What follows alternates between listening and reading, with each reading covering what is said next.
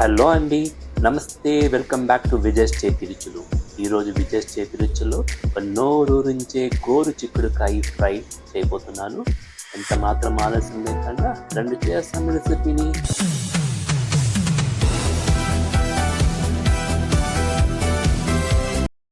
గోరు చిక్కుడుకాయ ఫ్రై ఎన్నో రకాలుగా చేసుకోవచ్చండి. కానీ ఇప్పుడు నేను చేసే వెరైటీ ఆఫ్ ఫ్రైని చూసుకోండి, మీరు చేయండి, చాలా రుచిగా ఉంటుంది. గోరు చిక్కుడుకాయల్ని మనం ఇలా 2 సైడ్స్ మనం తీసేసి 1 ఇంచ్ సైజులో గోరు చిక్కుడుకాయల్ని శుభ్రంగా కట్ చేసుకోవాలండి. గోరు చిక్కుడుకాయ ఫ్రెష్గా ఉండిందనుకోండి, లేతగా ఉండిందనుకోండి, ఈ ఫ్రై ఇంకా సూపర్ డూపర్గా వస్తుందన్నమాట. సో ఈ గోరు చిక్కుడుకాయ ఒక హాఫ్ కేజీ తీసుకున్నాను. దానికి ఒక మీడియం సైజ్ ఆనియన్ కట్ తీసుకున్నాను.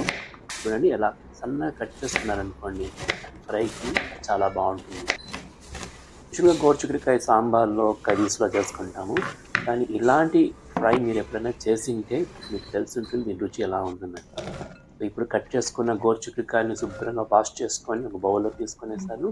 అలాగే కట్ చేసుకున్న ఆనియన్ కూడా ఇందులో వేసుకునేస్తాను. చాలా సింపుల్గా చేసుకోవచ్చండి. బ్యాచిలర్స్ కూడా చేసుకోవచ్చు, కొత్తగా కుకింగ్ వాళ్ళ అనుకునే వాళ్ళు కూడా చేసుకోవచ్చు. ఇందులో 1 టేబుల్ స్పూన్ కారము, రుచి తగినట్టుగా ఉప్పు, చిటికెడు పసుపు, హాఫ్ కప్ పెరుగు, అలాగే వెల్లుల్లిపాయ పేస్ట్, అల్లం వెల్లుల్లిపాయ పేస్ట్ స్మాల్ స్పూన్ వేసుకున్నానండి. ఇవన్నీ వేసుకొని మనం గోరు చిక్కుడుకాయతో బాగా మ్యారినేట్ చేయాలి.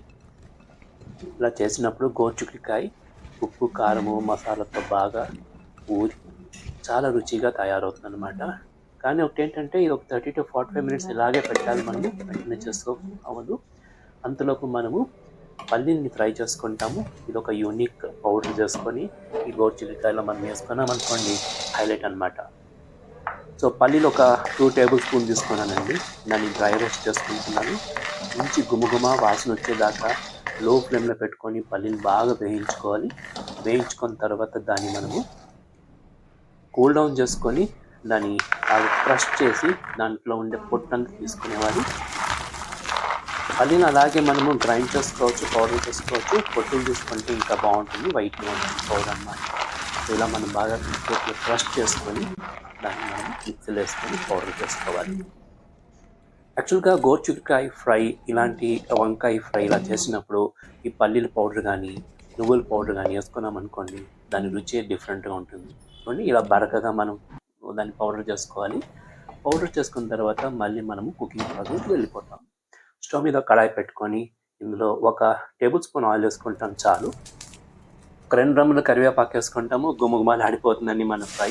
ఇప్పుడు మనము ఆల్రెడీ మ్యారినేట్ చేసి పెట్టుకున్న గోరు చిక్కుడుకాయ మిశ్రమం వేసుకునేసి దాన్ని బాగా కలిపి మనము దీన్ని బాగా మగ్గనియాలి. సో ఇలా చేసినప్పుడు ఇది సైడ్ డిష్గా కూడా మనకు ఉంటుంది, మెయిన్ కోర్స్గా కూడా మనము వైట్ రైస్లో కలుపుకుంటున్నాము. చపాతీ, రోటీకి అయితే చాలా చాలా రుచిగా ఉంటుందండి, నోరు ఊరిపోతుంది. ఫ్రెష్గా ఉండిందనుకోండి గోరు చిక్కుడుకాయలు, ఈ ఫ్రై సూపర్గా వస్తుంది అనమాట. సో యూజువల్గా మనము గోరు చిక్కుడుకాయలని, వెజిటేబుల్స్ని బాగా మగ్గనియాలంటే ఇలా క్లోజ్గా దాన్ని పెట్టి మనము మూత మూసి మీడియం ఫ్లేమ్లో కుక్ చేయాలి. అప్పుడప్పుడు మనం దాన్ని కలుపుతూ చూసుకోవాలన్నమాట, ఎందుకంటే అడుగంటుంది. చూడండి ఎంత బాగా గుమగుమలాగా వాసన వచ్చేలా ఉడికిపోతుందో. ఇప్పుడు మనం మళ్ళీ క్లోజ్ చేస్తాము. ఇలా క్లోజ్ చేస్తూ కలుపుతూ దీన్ని మనము కుక్ చేయాలి. చాలా సింపుల్ అండి. మీరు కొంచెం ఒక 5-10 మినిట్స్ దీనికోసం కేటాయించినారనుకోండి, గుమగుమలాడే ఒక గోరు చిక్కుడుకాయ ఫ్రై రెడీ అయిపోతుంది అనమాట. సో గోరు చిక్కుడుకాయ అయితే బాగా కుక్ అయిపోయింది. చూడండి ఎంత కలర్ఫుల్గా ఉందో, గుమగుమలాడిపోతుంది. గోరు చిక్కుడుకాయ మనము టెస్ట్ చేసుకోవచ్చు కుక్ అయిందా లేదా అని. ఇలా టెస్ట్ చేసినప్పుడు ఫింగర్స్లో అది 2గా స్ప్లిట్ అవుతుంది అనమాట. ఇప్పుడు మనము ఆల్రెడీ పొడి చేయించుకున్న వేరుశనగ పప్పుని అందులో చల్లేసుకోవాలి. అలాగే వేసుకోకూడదు, ఇలా చల్లుకోవాలి. ఎంత కావాలో అంత వేసుకొని దాన్ని కలుపుతూ మళ్ళీ నెక్స్ట్ ఇంకొకసారి వేసుకొని కలుపుతూ అలా చల్లుకుంటూ కలుపుతూ ఈ గోరు చిక్కుడుకాయ ఫ్రైని మనం రెడీ చేసుకోవాలన్నమాట. చూడండి ఎంత గుమగుమలాడిపోతుందో మనం పల్లీలు పొడి వేసుకున్న వెంటనే. సో ఇప్పుడు మనము దీన్ని కుక్ చేయకూడదు, ఇంకా డ్రై ఫ్రై చేయాలన్నమాట. ఇలా స్ప్రెడ్ చేసుకొని పానల్లో మనం ఒక 5 to 10 మినిట్స్ లో ఫ్లేమ్లో పెట్టేవాలి. అంతే, ఎంతో గుమగుమలాడే మన గోరు చిక్కుడుకాయ ఫ్రై రెడీ అయినట్లే. కొద్దిగా కరివేపాకు అందులో చల్లుకునేసి మనం దీన్ని సర్వింగ్ బౌల్ తీసుకునేస్తాం.